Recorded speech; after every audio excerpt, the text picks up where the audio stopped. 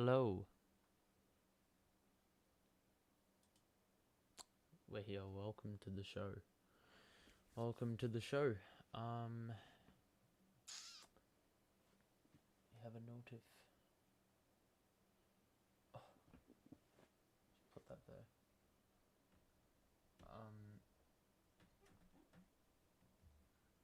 Okay.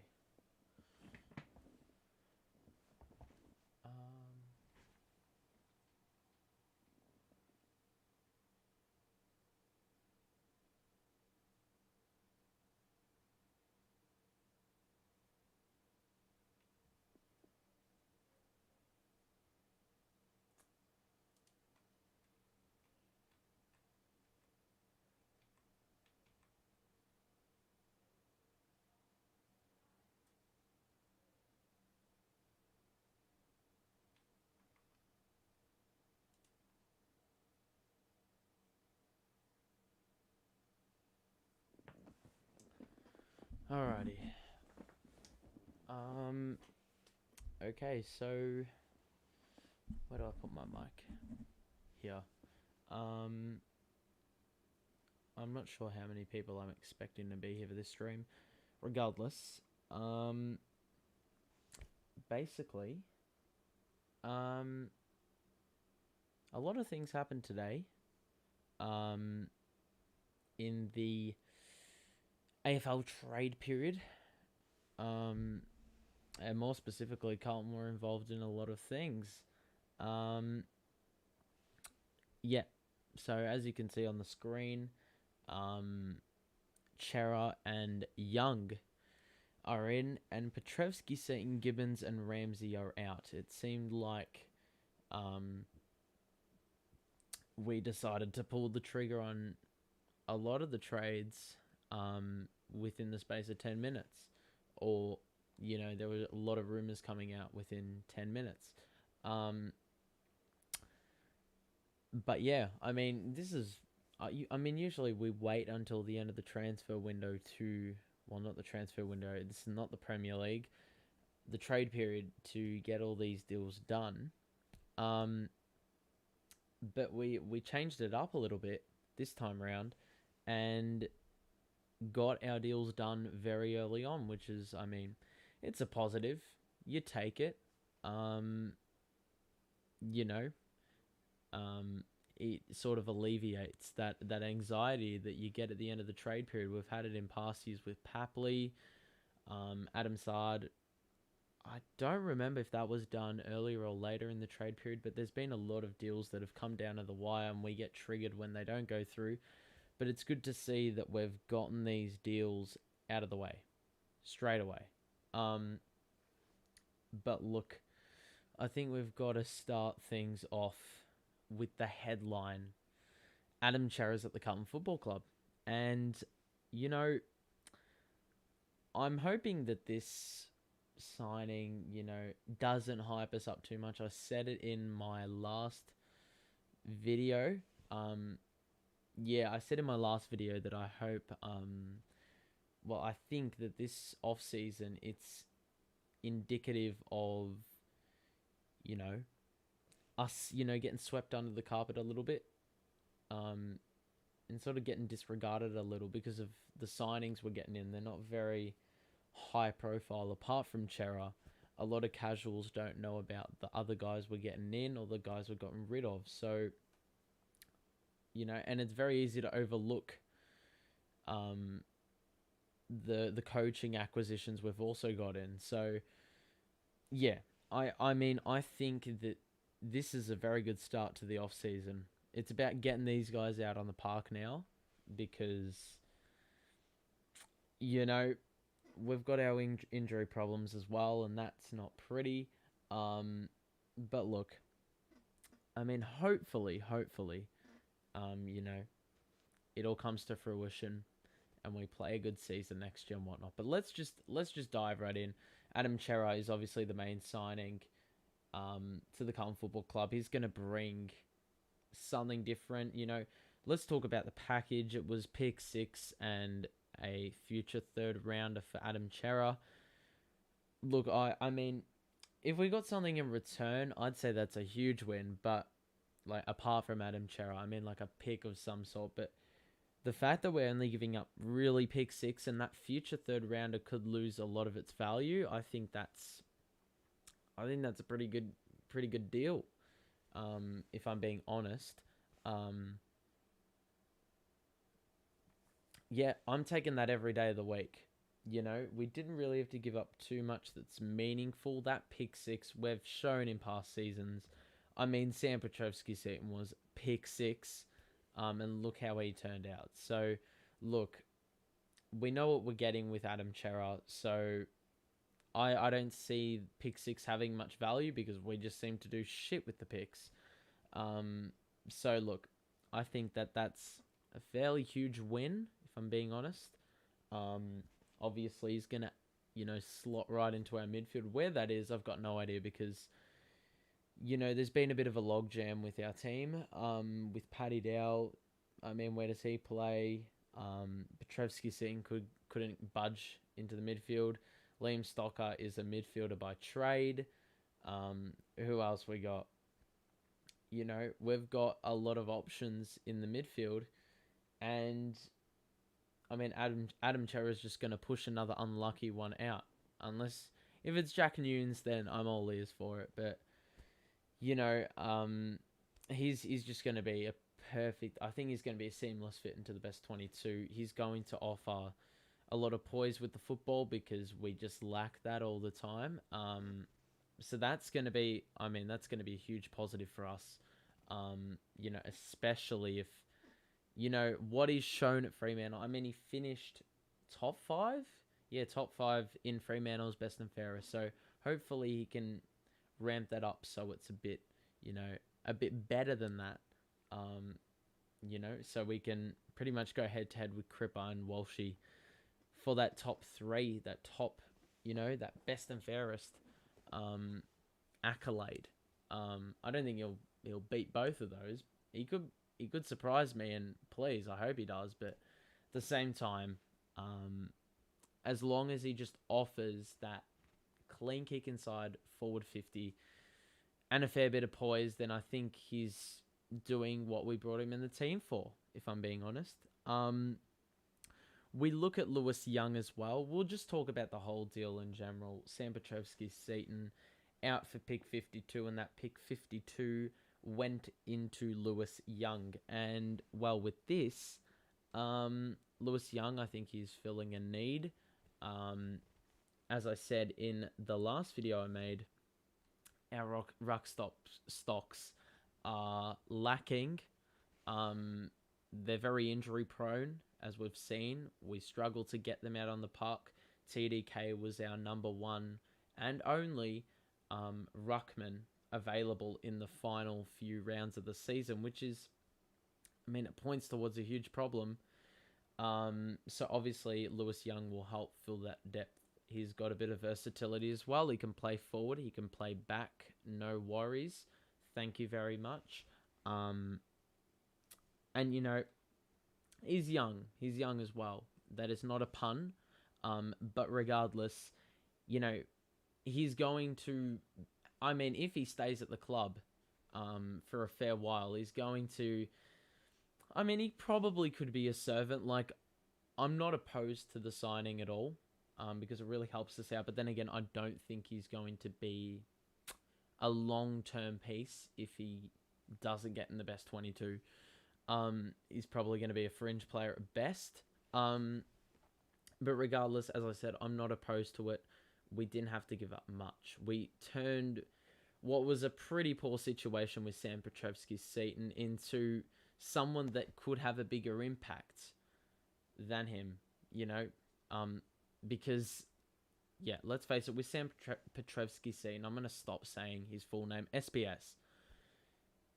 We obviously should have gotten more. In hindsight, you look at it and you're like, man, how do we lose this pick six player with a lot of talent, a lot of potential? How do we turn that into a pick 52 4 years later? It's mind-boggling to me. And we've only got ourselves to blame. because we didn't play him in his correct position when he did play, and we also lowered his stocks by not playing him at all. So essentially, it's our own fault. But in saying that, I'm happy we got rid of him. He gets to, he gets a chance to redeem himself at another club. Because, yeah, he obviously didn't get a fair shot of it. We saw glimpses in his first couple seasons. There were a couple games. There was a Carlton Collingwood game, probably in his rookie season, that he just went nuts. I think he won the NAB Rising Star Nom that round. Showed a glimpse of what he can do, but he's never been given that full opportunity, and it's because of all these other midfielders that we've drafted. So it's a drafting problem. But then again, he goes to West Coast. I don't know why he requested a trade to the Eagles, because, look, he's not going to get a spot there. He's got Tim Cully. He's got Elliot Yeo, Shuey, Gaff, Redden. There's a list. There is a list, and you've got to line up to get your turn. And I don't think Petrevski Seton is going to get that opportunity nice and early in his West Coast career, because that West Coast midfield is deep. I mean, if they get another situation where West Coast get hit with a lot of injuries, he'll get his opportunity. But in saying that, like, I don't think he's going to really get into a situation much better than where he was at Carlton, unless he wants to play on halfback again, that is. Because, yeah, you've still got... I mean, where does he play? Jared Brander he's staying there now. Luke Edwards, he was up and coming for the Eagles. I don't know what he's thinking, to be honest. But, hey, fair play to him. If he wants to go to the Eagles, I think it'll benefit him more so than hanging around at the club. Fresh start. You never know. He could become something special. But let's just talk a little bit about the other outs as well. Gibbons and Ramsey. Ramsey, cool. I didn't actually know what he could do at AFL level. I didn't know what he could do at VFL level, because, quite frankly, I don't watch the VFL. Only to see, like, some serious talent. But what is going on? Why did we get rid of Gibbo? That is the question I pose to you, the fans. Put in the chat, what the hell were we doing with Gibbons? What are your thoughts on that? Because with me, I mean, this guy... Some people on Twitter and whatnot have been saying this guy was a small forward. Well, problem is, we forgot... Well, I didn't forget. But some people have forgotten what Gibbons was drafted, or how Gibbons was drafted. His play was based off being an inside midfielder for Williamstown. We did not, as is the typical Carlton tradition, did not play him in the correct position at all. And once again, we did it to ourselves, but I don't know why we got rid of him. He had an opportunity, I reckon. It's just unfortunate that he got injured in the latter stages of the season. This turned out to be his contract year. But yeah, I mean, in that sense, it's unfortunate, but at the same time, he is very stiff.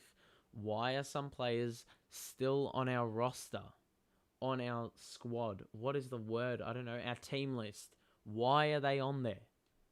Why is Matt Cottrell there before him? It's a bit shit, because, he was playing some good football at his peak, and there wasn't even a sharp dip or anything, It was just an injury, and we forgot about him for a bit, and now we've remembered him when he's out the door.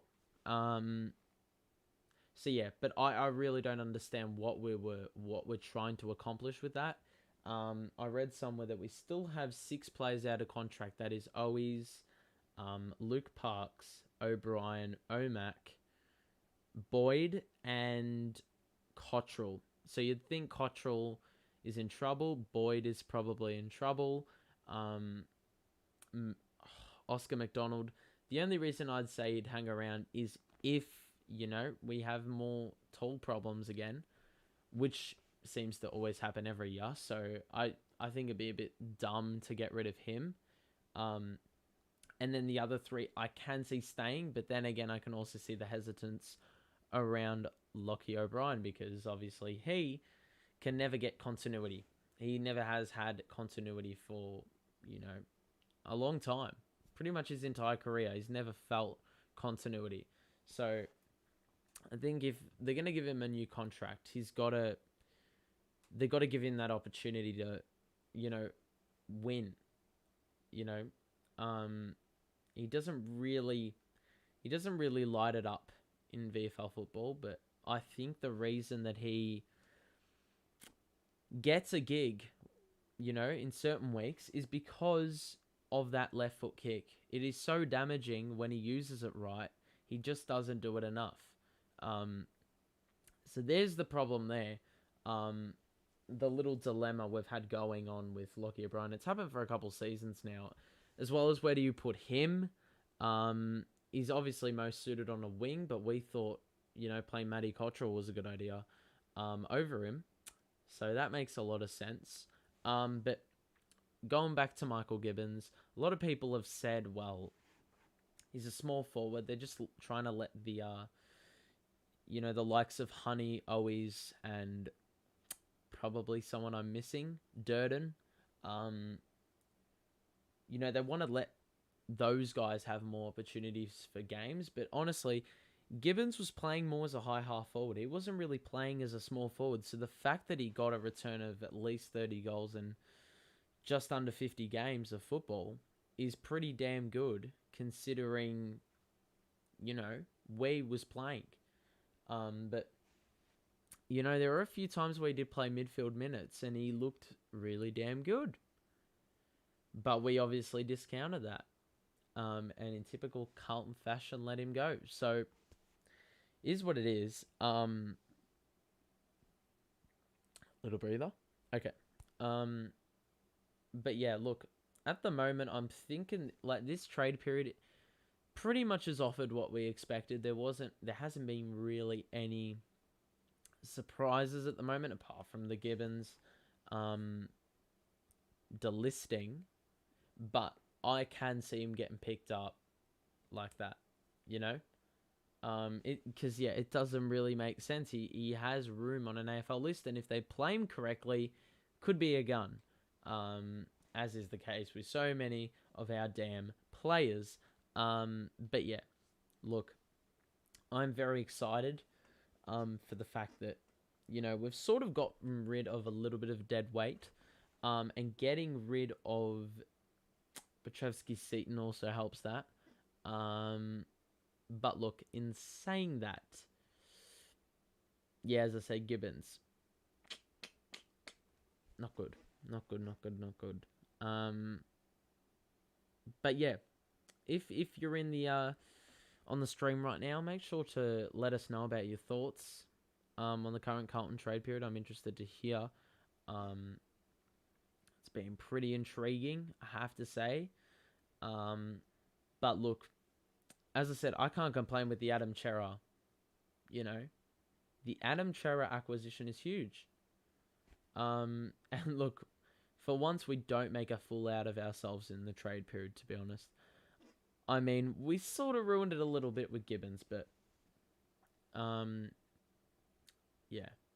And look, we got absolutely shafted in terms of what we got back for SBS, but in saying that, like as I said before, we did it to ourselves.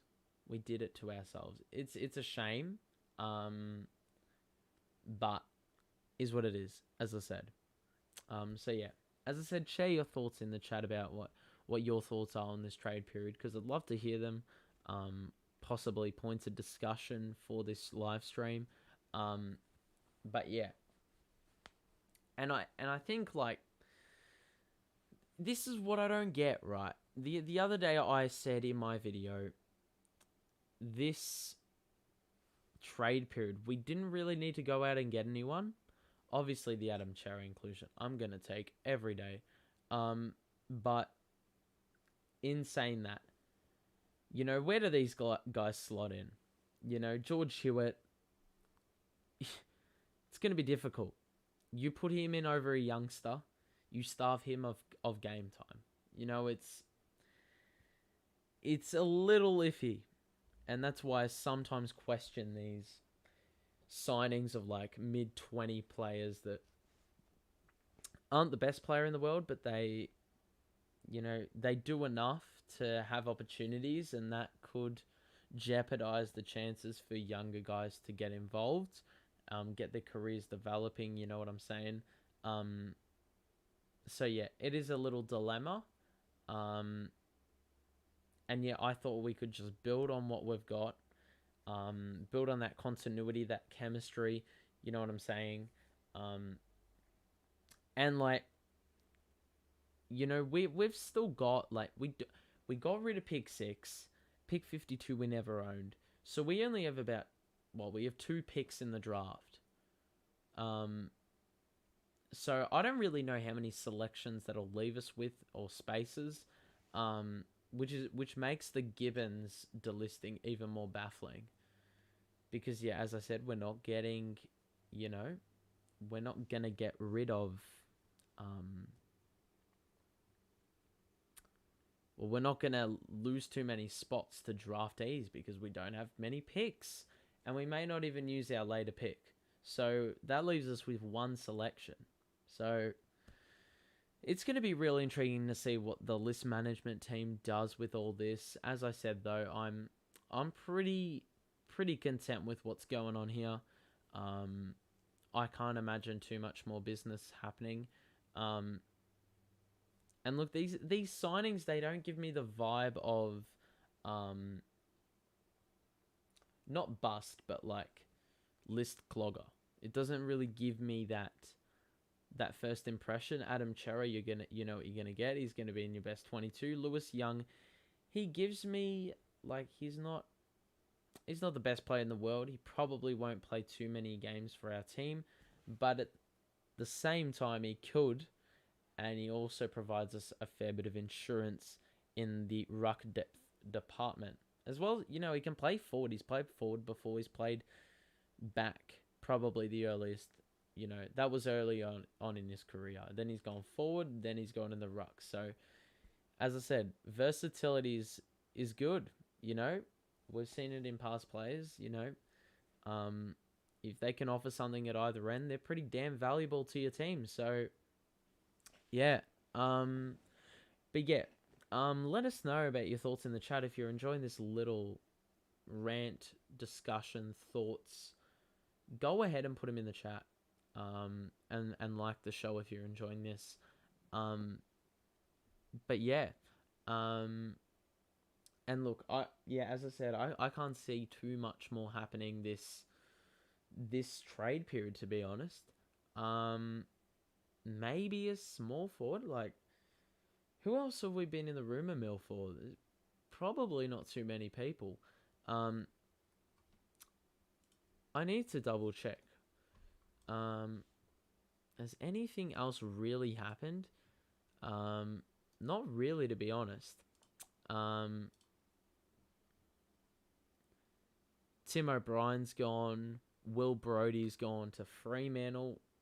He could be an absolute gun for Freo. Obviously, he's not going to fill the void of Cerra, but, he could be something. He could be something. Tim O'Brien goes to the Bulldogs, so that's another depth piece. That's a really weird signing, though, for the Bulldogs. I don't really know what they were trying to do there. A lot of talk about Hawthorn. West Coast wants Sam Petrevski. That's interesting. That could be good. A little bit of interest in Jared Brander. And, there's a lot of ruck discussion. I'll tell you what, though. I mean, I don't know if you guys bother with Trade Radio or anything along those lines, but they just talk about random shit for, so long. It's so unproductive. Yeah, I really don't see the point.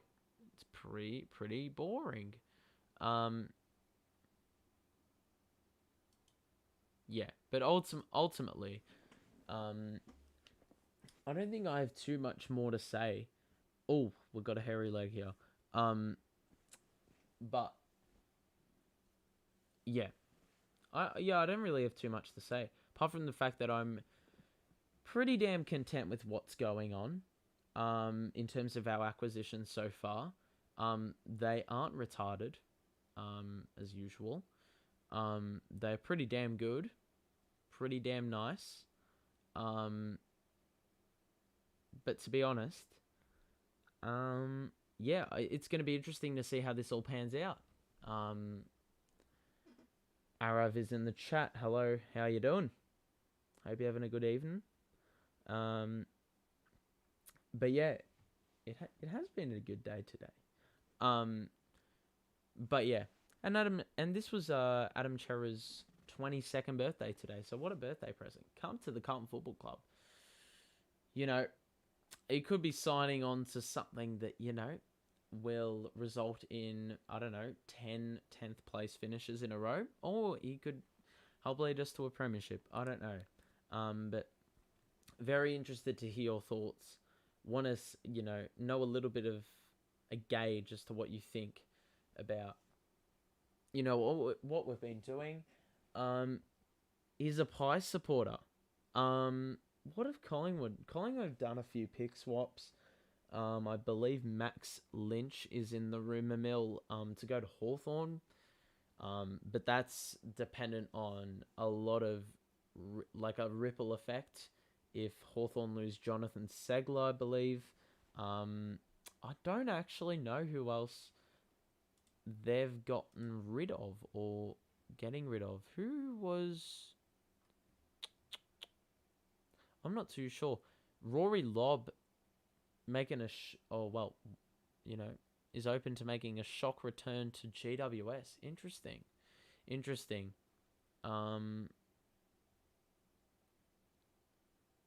Josh Thomas.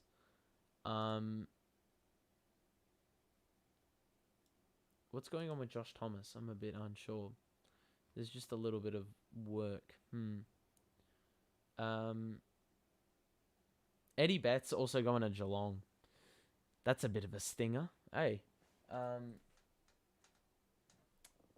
Thanks for subbing to the show, by the way. Appreciate it. I really do. Eddie Betts has revealed the appeal of working in a coaching role is what led him to take up a part-time role with Geelong. Why didn't we offer that? I mean, we could have really done with some experience and some mentorship towards, these young guys, Durden, Owies, and Honey. They would have benefited from that really damn well.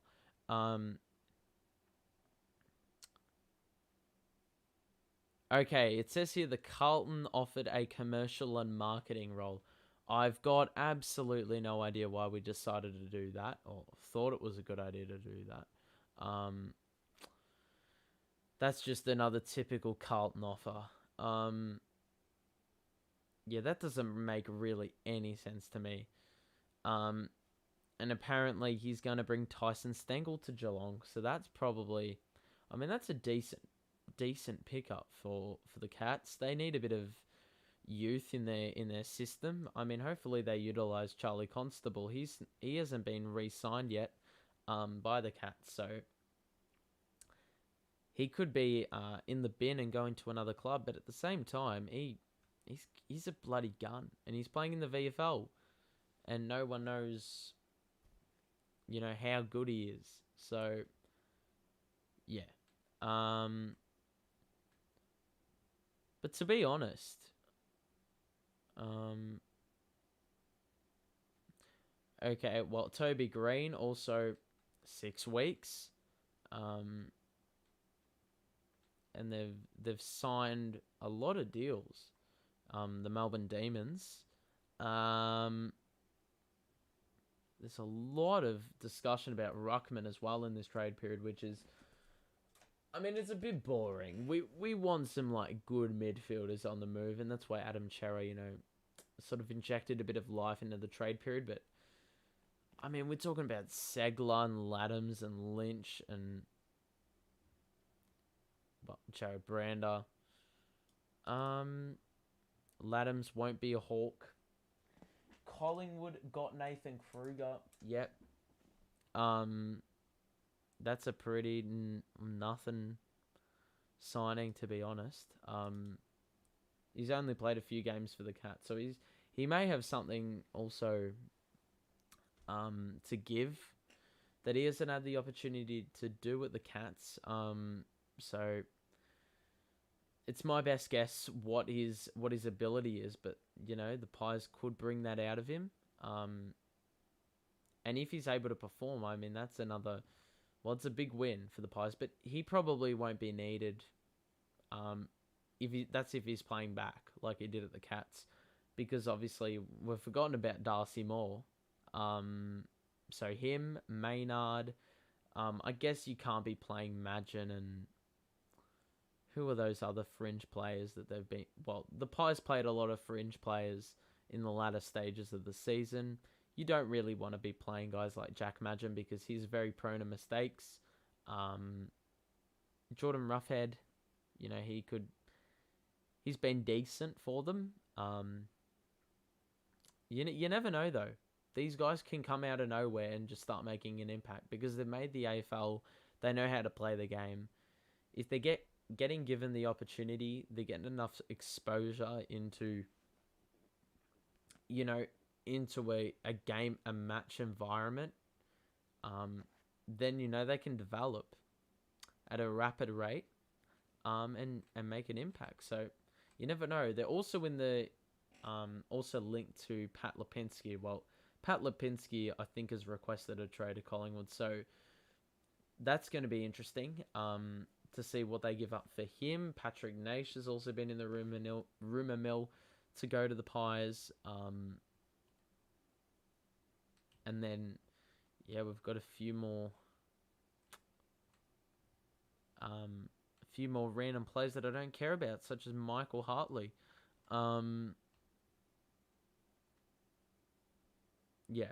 But anyone new to the show, or if you've been around, make sure to like the show and subscribe as well if you're looking for some more news. We're probably going to do a live stream or something in the final hour of the trade period next Wednesday.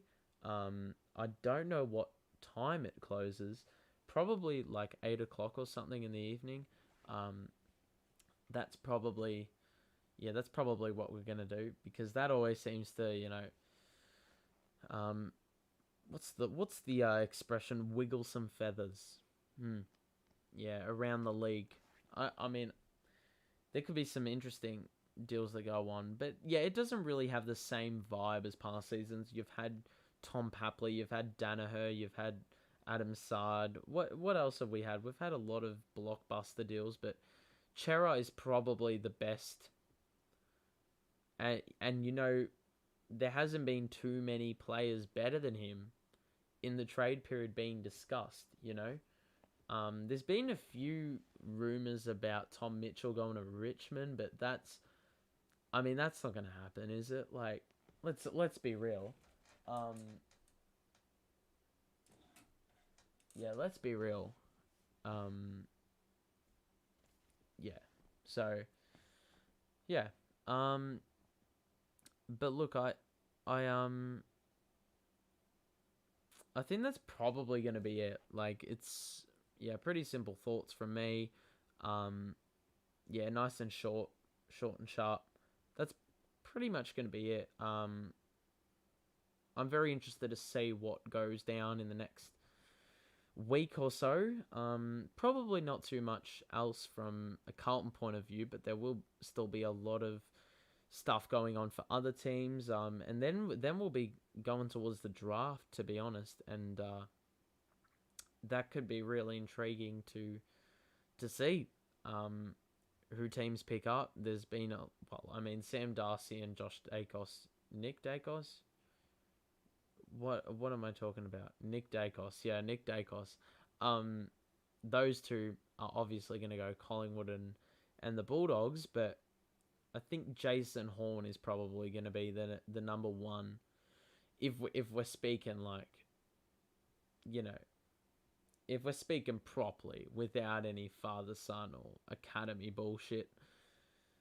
Jason Horn is the number one, but Nick Dacos probably would have been a number one anyway if he wasn't the son of Peter. So yeah, but yeah, that's gonna be it from me. I hope you enjoyed this nice little stream, short and sharp. We got to address, the big deals.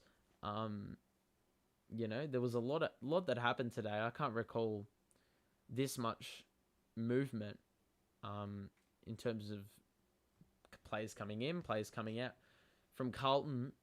For a long, long time. This has never happened, so I thought I'd document it. But yeah, that's going to be pretty much it from me. I hope you enjoyed this. As I said, drop a like if you enjoyed today's little show, and subscribe if you want to see more sports stuff because it's coming on the regular. So yeah, that's about it. Thank you all for watching, and yeah, that's gonna be it from me. So yeah, have a good night, and peace out, all.